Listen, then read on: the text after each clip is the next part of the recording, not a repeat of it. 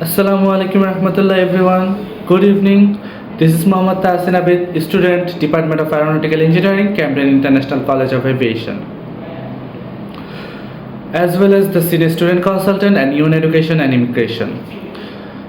আজকে যে বিষয়টা নিয়ে কথা বলবো সেটা হচ্ছে মাইলস্টোন ট্র্যাজেডি।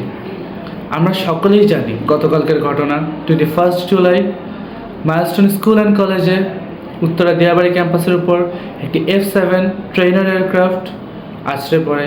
আমরা সকলেই হতাহত সম্পর্কে যথেষ্ট অবগত রয়েছি।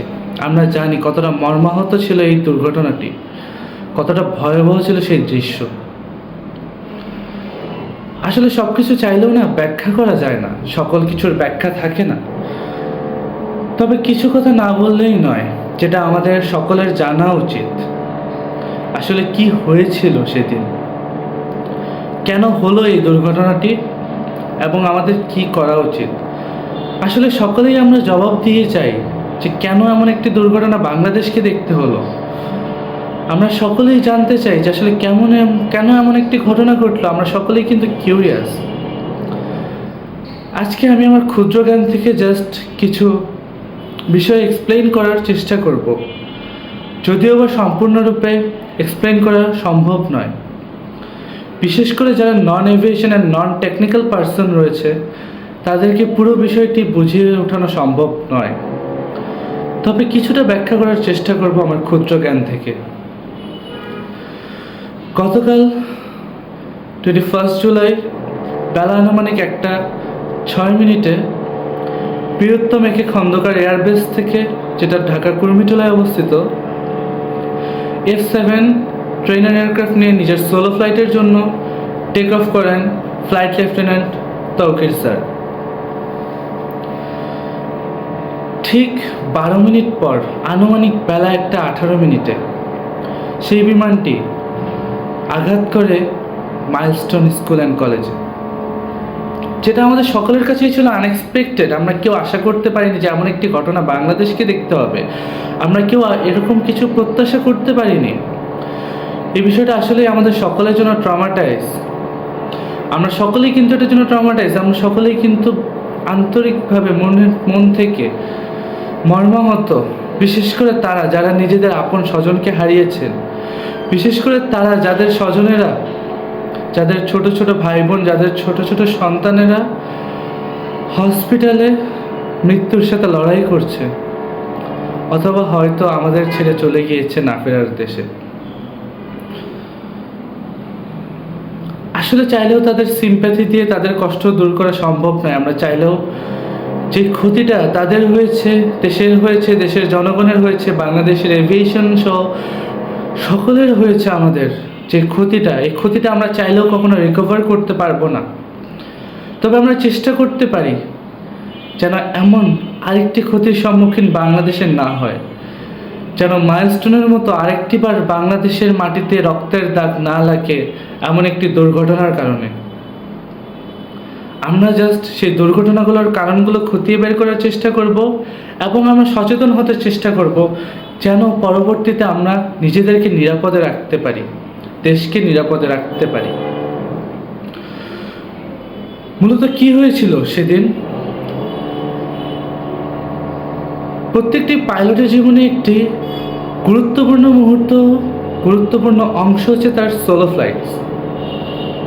সোলো ফ্লাইটের মাধ্যমে পাইলটরা নিজেদের দক্ষতা যাচাই করতে পারে এবং তাদের দক্ষতা বৃদ্ধি করতে পারে, যেন যে কোনো মুহূর্তে, যে কোনো পরিস্থিতিতে তারা দেশের আকাশে নিজেদের সেবা দিতে পারে। সেটা হোক কমার্শিয়াল এভিয়েশনের অথবা হোক মিলিটারি এভিয়েশনের ক্ষেত্রে। অ্যান্ড এই বিষয়টা আরও বেশি সেন্সিটিভ যখন সেটা হয় এয়ারফোর্সের জন্য। কেননা বাংলাদেশ এয়ারফোর্সের প্রত্যেকটি পাইলটকে প্রিপেয়ার করা হয় যেন তারা দেশের যে কোনো বিপদ মুহূর্তে দেশকে সার্ভ করতে পারে। প্রত্যেকটি পাইলট দীর্ঘ কয়েক বছরের স্টাডি, দীর্ঘ কয়েক বছরের ট্রেনিংয়ের পর দক্ষ হয়ে ওঠেন একটি বিমানের উপর। মূলত F-7 একটি জেট প্লেন। F-7-এর দুইটি ভ্যারিয়েন্ট বাংলাদেশে স্পেশালি দেখা যায়। সেটা হচ্ছে একটি হচ্ছে ট্রেনার এয়ারক্রাফট হিসেবে এবং একটি হচ্ছে ফাইটার এয়ারক্রাফট হিসেবে। মূলত যে এয়ারক্রাফটটি ক্র্যাশ করেছিল সেটা একটি ফাইটার ভ্যারিয়েন্ট। F-7 বিমানটি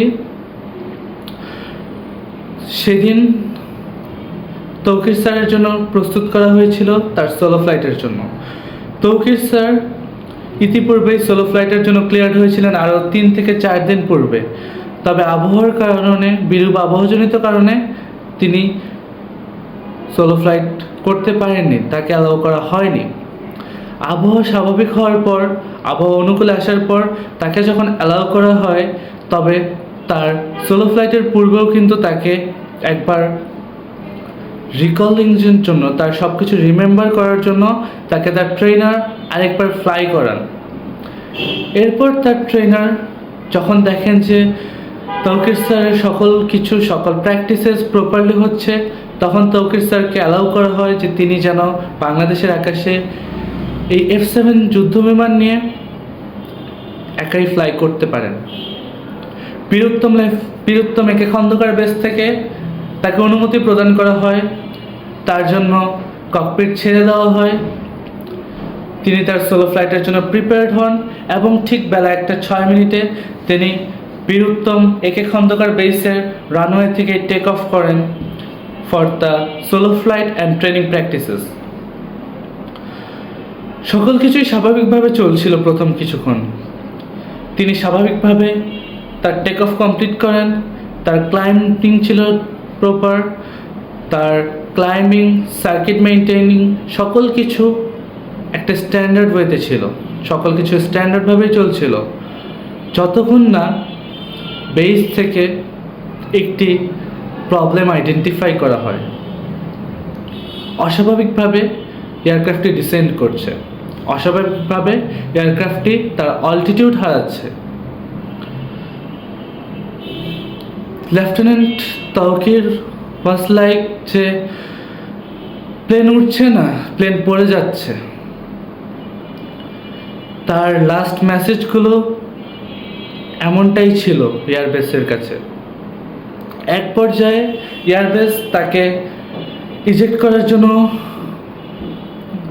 অনুমতি প্রদান করে এবং তাকে বলা হয় যে তিনি ইজেক্ট করে নিজের জীবন রক্ষা করবেন, কিন্তু তৌকির স্যার সেটা পরিবর্তে দেশের মানুষকে হুমকির মুখে না ফেলে বরঞ্চ সিদ্ধান্ত নেন তিনি ফ্লাই করবেন এবং তিনি বেইসে ফেরত আসার চেষ্টা করবেন। অন্ততপক্ষে তিনি যেন একটি সেফ জনবসতিবিহীন স্থানে গিয়ে, ফাঁকা জায়গায় গিয়ে তিনি প্লেনটা ক্র্যাশ ল্যান্ডিং করাতে পারেন, যেন কোনো হতাহত না হয়। যেটার প্রচেষ্টা আমরা শেষ মুহূর্ত পর্যন্ত নোটিস করেছি তৌকির স্যারের মধ্যে ছিল। তিনি তার মৃত্যুর আগ মুহূর্তেও, মৃত্যু নিশ্চিত জেনেও শেষ নিঃশ্বাস পর্যন্ত তিনি সেই চেষ্টা চালিয়ে গিয়েছেন। কিন্তু আর কিছুক্ষণ, জাস্ট কয়েকটি সেকেন্ড যদি তাকে দেওয়া হতো, তিনি কিন্তু এই ট্র্যাজেডিটা অ্যাভয়েড করতে পারতেন, কিন্তু তার কপালে সেটা ছিল না, তার তাকদীর তাকে সেটা দেয়নি। দুর্ভাগ্যবশত তিনি তার এয়ারক্রাফট নিয়ে ক্র্যাশ করেন। এখন ক্র্যাশের পিছনে আসলে রিজনটা কী হতে পারে? এটা ক্লিয়ার যে এখানে একটা টেকনিক্যাল ইস্যু দেখা দিয়েছিল, এখানে টেকনিক্যাল ইস্যু ছিল, এখানে কিছু টেকনিক্যাল ম্যালফাংশন হতে পারে, এখানে কিছু মেইনটেন্যান্স এরর থাকতে পারে, সেটা স্পষ্ট করে বলা যাচ্ছে না, তবে এতটুকু বলা যাচ্ছে যে এখানে টেকনিক্যাল ইস্যু আসলেই ছিল। হতে পারে ইঞ্জিন ফেলার, কিংবা হাইড্রোলিক অথবা কন্ট্রোল সিস্টেমের ফেলার, হতে পারে স্ট্রাকচারাল ইন্টিগ্রিটির মধ্যে ফ্যাটিক বা ফেলার, অথবা ফুয়েল সিস্টেমের ফেলার বা ফুয়েল কাট অফ, কিংবা হতে পারে ইলেকট্রনিক সিস্টেমের কাট অফ হয়ে যাওয়া। তবে হ্যাঁ, এক্ষেত্রে দুটো সমস্যা প্রপারলি আইডেন্টিফাইড, যে মূলত সে এয়ারক্রাফটের মধ্যে দুটো বিষয় অস্বাভাবিক ছিল। এয়ারক্রাফট ক্রমশ ডিসেন্ড করছিল, ক্রমশ অল্টিটিউড হারাচ্ছিল, শত চেষ্টা সত্ত্বেও এয়ারক্রাফটের অল্টিটিউড ধরে রাখা যাচ্ছিল না, যেটা কোনো এয়ারক্রাফটের জন্যই স্বাভাবিক না। এর পাশাপাশি ছিল লস অফ কমিউনিকেশন, এয়ারক্রাফটের সাথে এয়ারবেসের কমিউনিকেশন বিচ্ছিন্ন হয়ে যায়, যেটি এয়ারক্রাফটের এভিওনিক্সের ফেলিয়ারের একটি প্রমাণ দেয়। এর পাশাপাশি আরও বড় কোনো সিস্টেম ফেলিয়ার থাকতে পারে। এমনও হতে পারে তৌকির স্যার রিজেক্ট করার চেষ্টা করেছিলেন, কিন্তু তিনি ব্যর্থ হন। কেননা এতটুকু স্পষ্ট যে এয়ারক্রাফটের মধ্যে হয়তো একটি নয় একাধিক ফেইলিওর ছিল। একাধিক ফেইলিওরের কারণে এয়ারক্রাফটটি ক্রমশ মৃত্যুর দিকে এগিয়ে যাচ্ছিল। তবে আমরা এটার জন্য আশাবাদী।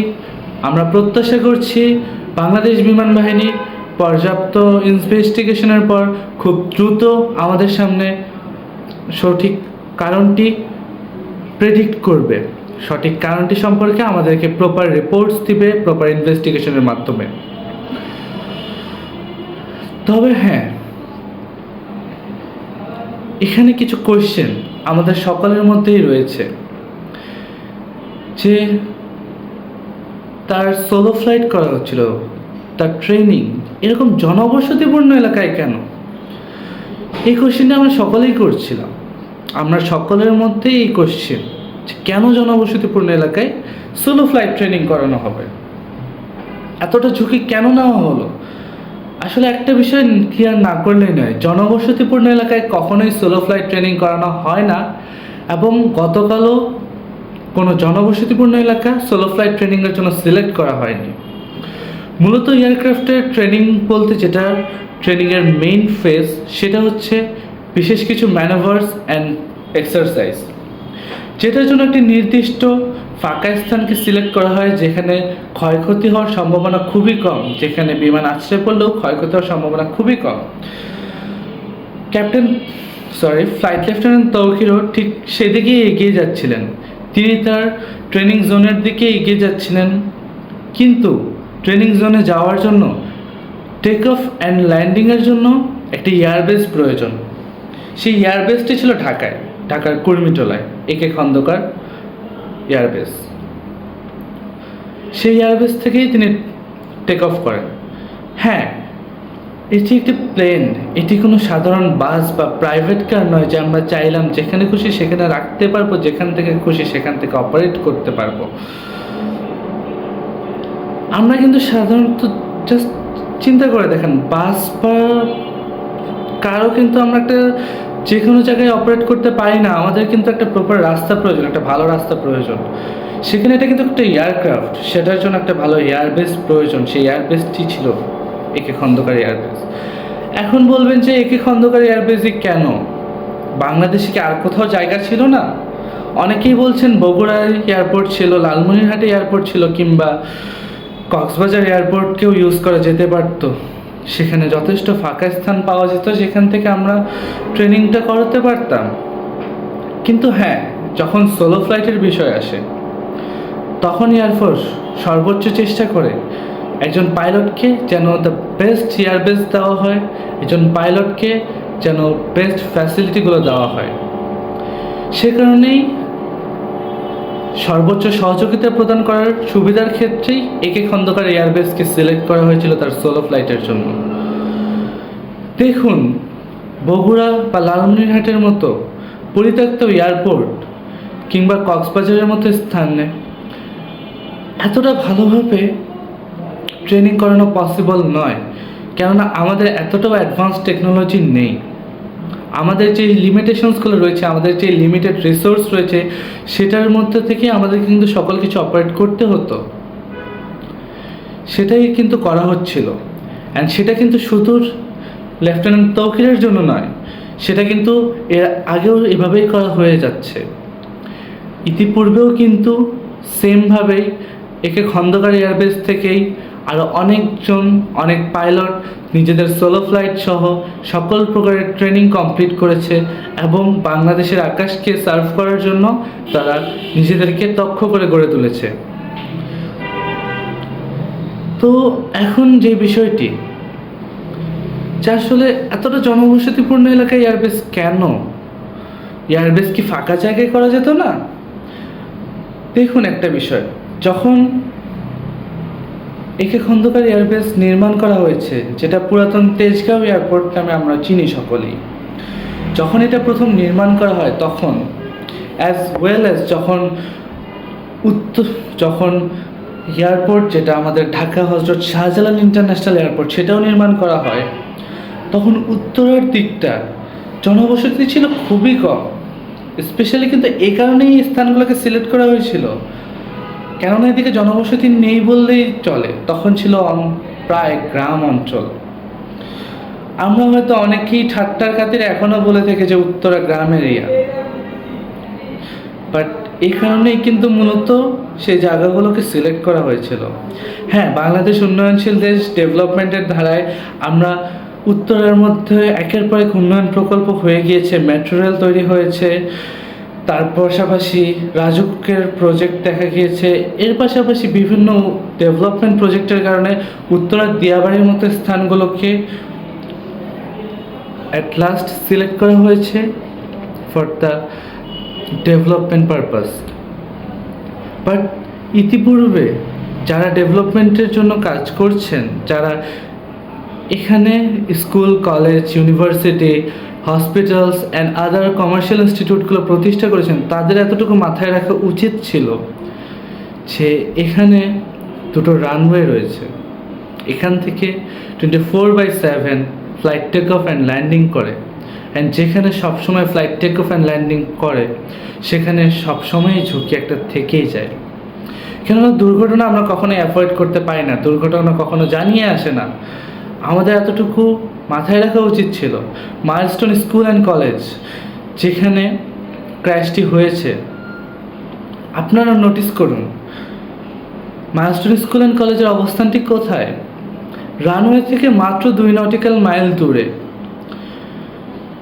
যেটা রানওয়ে থেকে টেক অফ করা প্রত্যেকটা ফ্লাইটের রুটের মধ্যে ঠিক নিচে,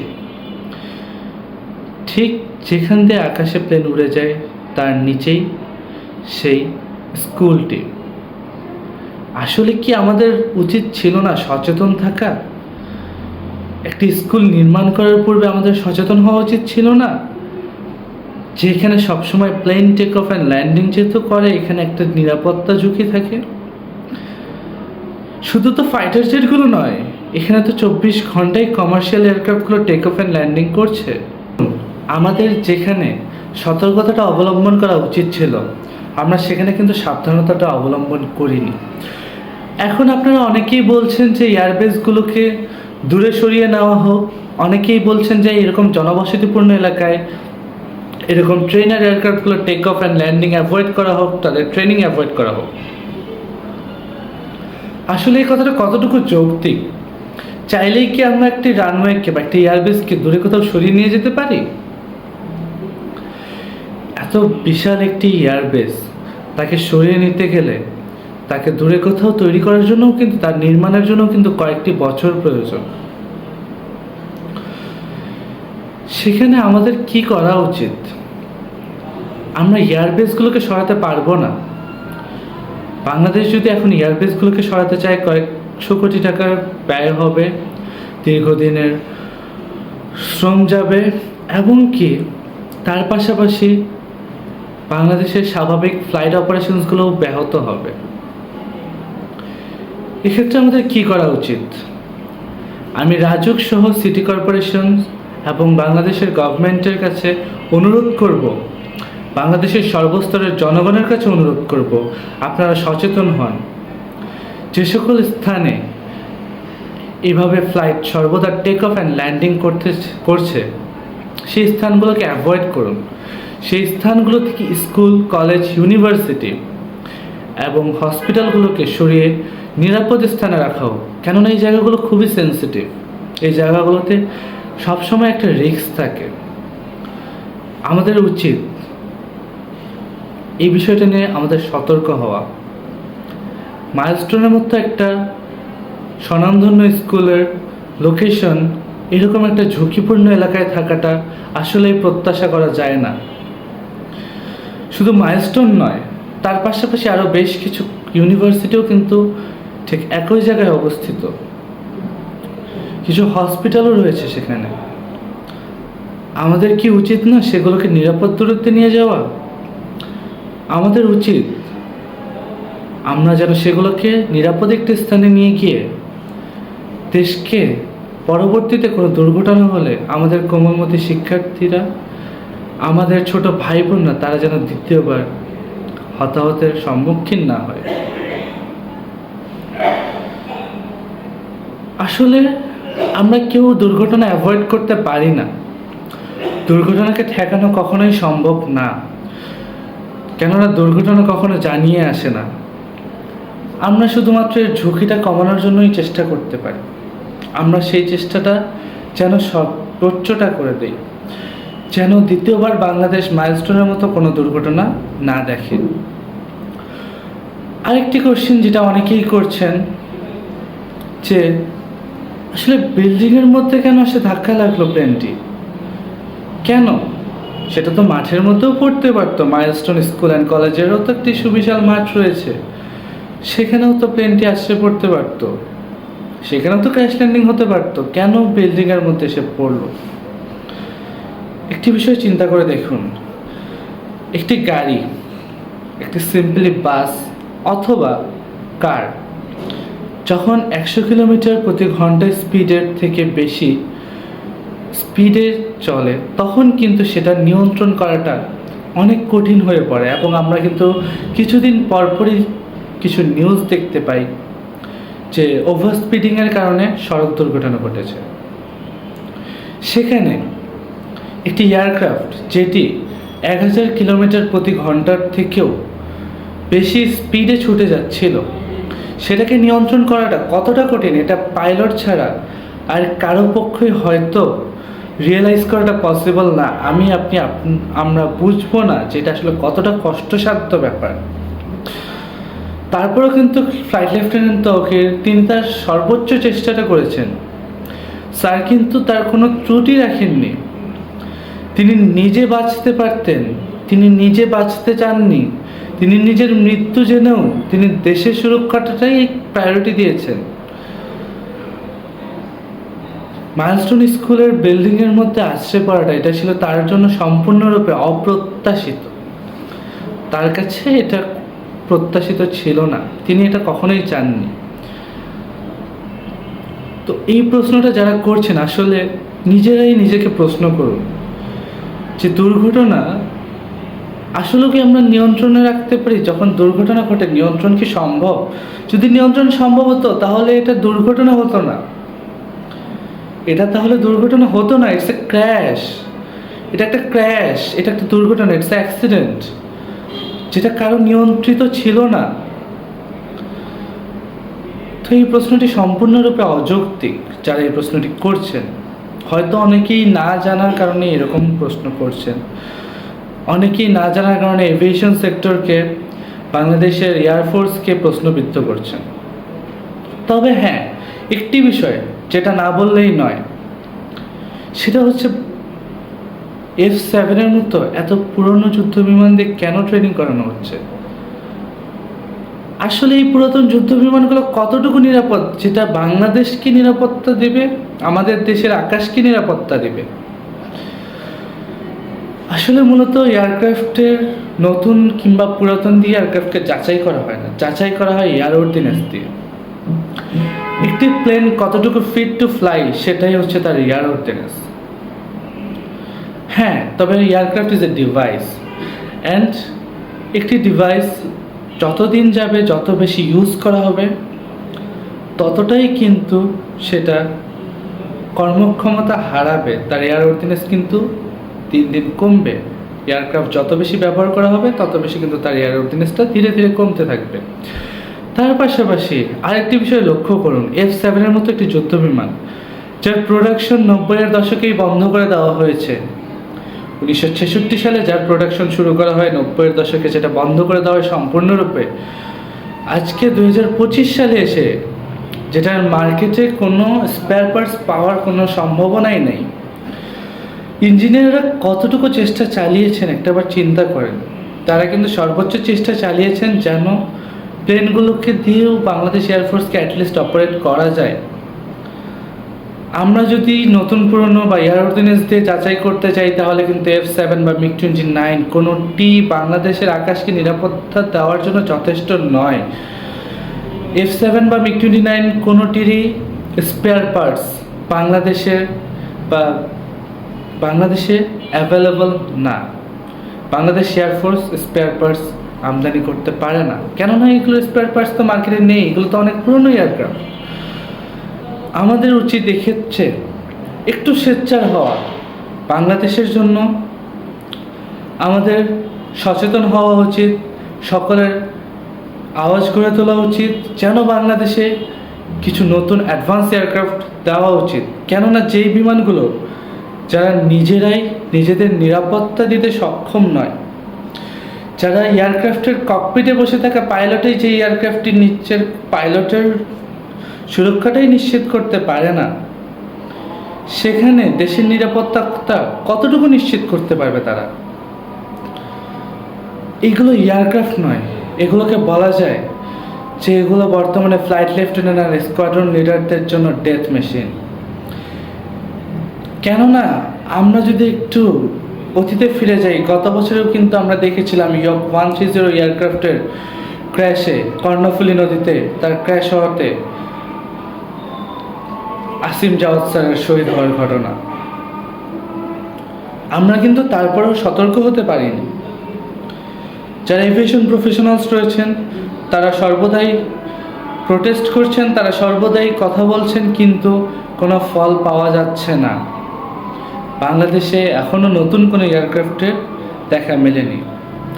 তবে হ্যাঁ, আলহামদুলিল্লাহ বাংলাদেশের কমার্শিয়াল এভিয়েশনে বেশ কিছু অ্যাডভান্স এয়ারক্রাফট রয়েছে বোয়িং এবং এয়ারবাসের, যেটাতে বাংলাদেশের এভিয়েশনের কমার্শিয়াল এভিয়েশনকে স্পেশালি নিরাপত্তা প্রদান করা যায়, প্যাসেঞ্জার সেফটি ইনশিওর করা যায়।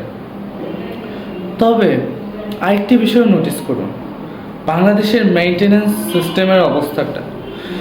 এয়ারক্রাফট মেইনটেনেন্স সিস্টেমের জন্য কতটুকু প্রপার ট্রেনিং, কতটুকু প্রপার ফ্যাসিলিটিস প্রোভাইড করা হয়।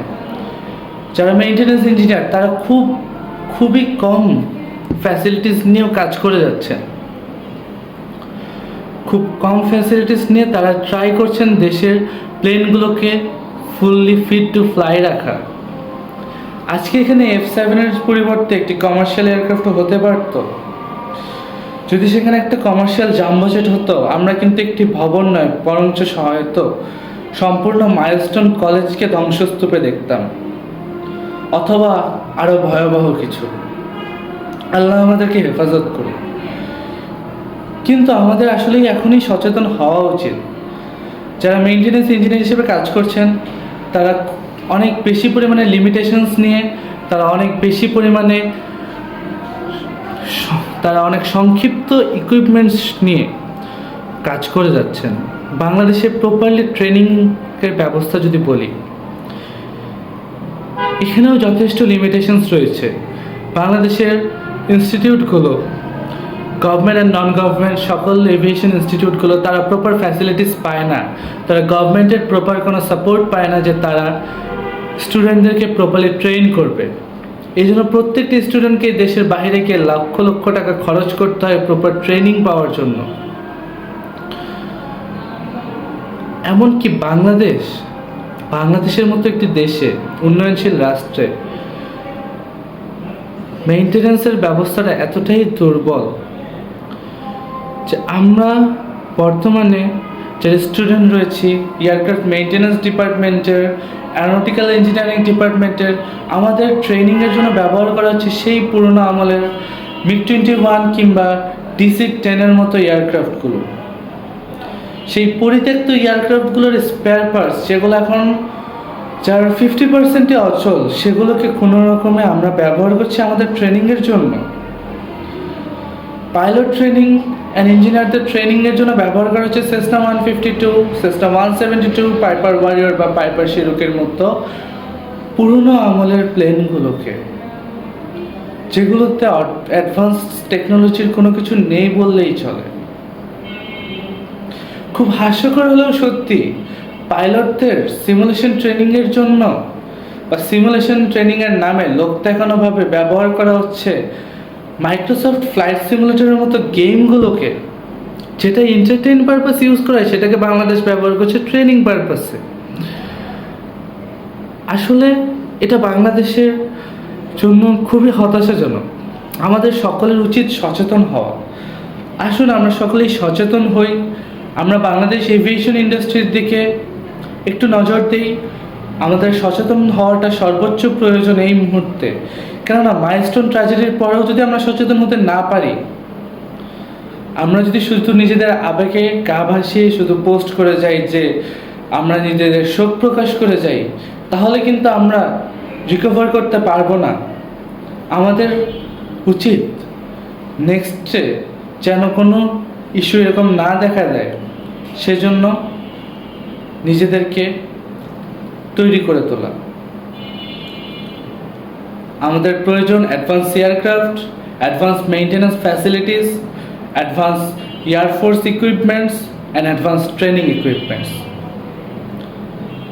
আমাদের এটা অনতিবিলম্বে প্রয়োজন, না হলে আল্লাহ মাফ করুক, কিন্তু হয়তো আমাদের এরকম ঘটনা আরও অনেকবার দেখতে হবে।